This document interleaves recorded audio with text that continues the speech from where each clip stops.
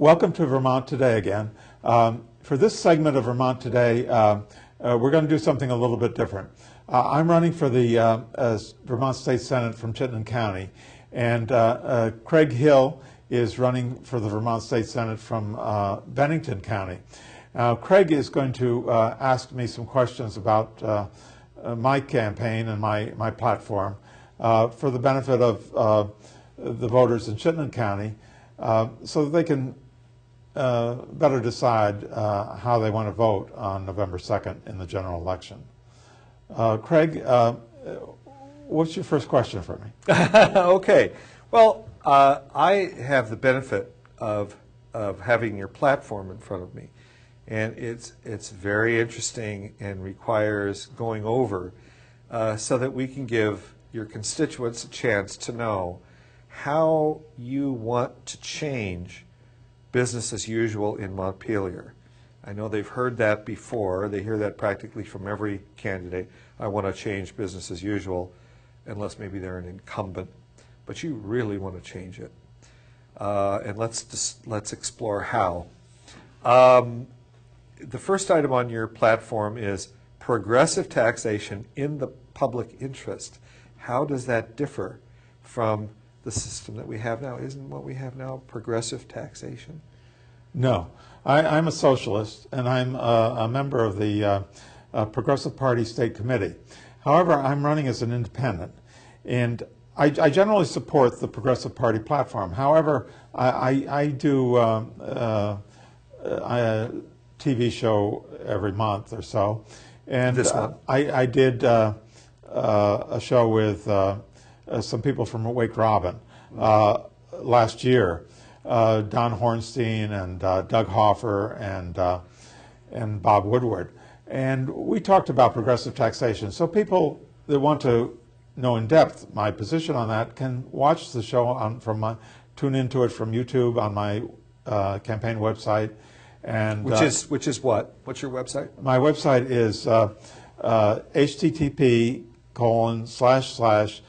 www.uvm.edu/tilde, the squiggly sign, RJEROLOM, and that will bring up my website, and then you have choices on each of the platform statements. If you click on a platform statement, you can get the TV shows that I did pertaining to that, and progressive taxation will bring you into the show that I did. So they can click a link onto the show that you're talking about with Wake Robin. Yes, and they will get the YouTube show. I'd like to repeat that. www.uvm.edu/ and then the tilde, and then R, which stands for Richard, RJEROLOM. Yes, at UVM they were limited the number of characters, so they cut off the last part of my last name. Which would be another AN. But, yes. Okay. So I'm sorry, let's continue with what's on that. What did you glean from that program that you conducted with Wake Robin? Well, they represent my position on taxation. And the important point of that is that the people from Wake Robin are wealthy, and they recognize the need to have the wealthy pay a higher proportion of their income to maintain proper government. And my position as a socialist, I am not wealthy, is that we should go back to the Carter. During the Carter administration, the federal tax system was really progressive. The very wealthy paid a very high percentage of their income, up to, I think, 90%. And the normal people paid a lower percentage of their income, in the 20 to 30% range, or perhaps less, of course, if you have a very low income. Those in poverty would pay nothing. This is the way I think it should be done. It would prevent a large accumulation of wealth. It would eliminate the large accumulations of wealth which now exist, would gradually be depleted, and everyone would be in a similar position.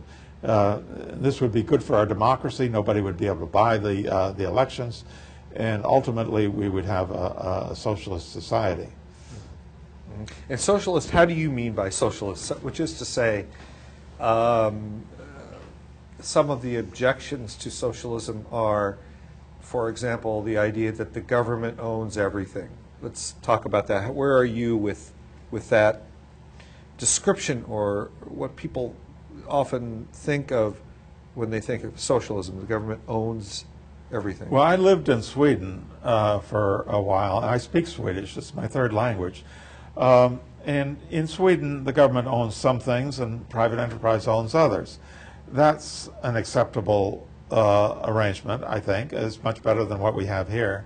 However, I would also be willing to accept a system where the government owned everything. Sweden is still a capitalist state, and there are abuses there. And so I would like to go further than allowing as much capitalism as they do in Sweden. However, a mixed economy is perfectly acceptable. But I do object to the severe criticism that's been levied against the communist countries. They are also socialist. And I recognize, for instance, that in Cuba, the people have a higher standard of living than anywhere else in South America. They have made miraculous steps in education. You mean on average? Yes. Yeah. And it's not just on average. There are very few, I don't think anyone in Cuba is denied an education or is denied health care, whereas in other South American countries there are many people living on the street. But before the socialists came into power in Cuba, there was severe poverty and so severe inequity in the distribution of wealth. And that has been ended. And now everyone is educated and everyone has access to health care.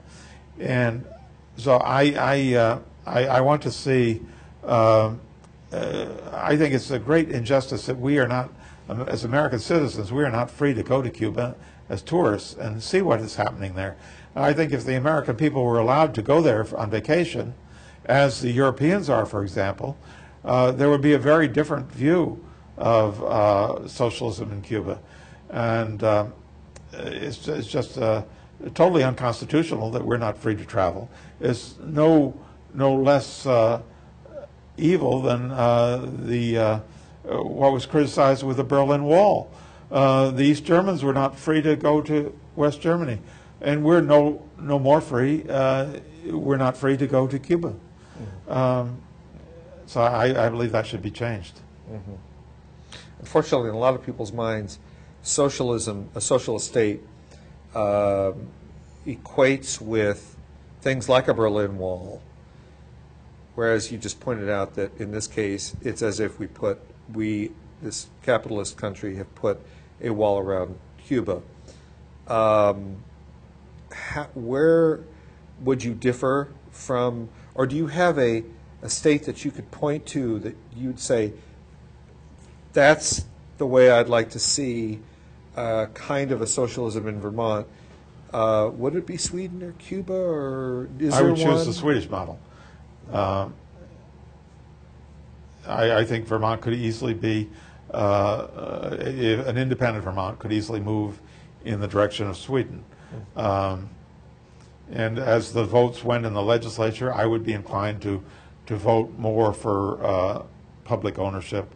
As, for example, Burlington Telecom is a good example. I think that that Jonathan Leopold is a hero. He, at great personal risk, he acted to save our public utility, Burlington Telecom, which serves all of the people of Burlington. And we need more enterprise like that. And I would vote for it. And part of my platform there says that I would extend internet, broadband internet statewide, and I would work to extend Burlington Telecom statewide. Mm-hmm.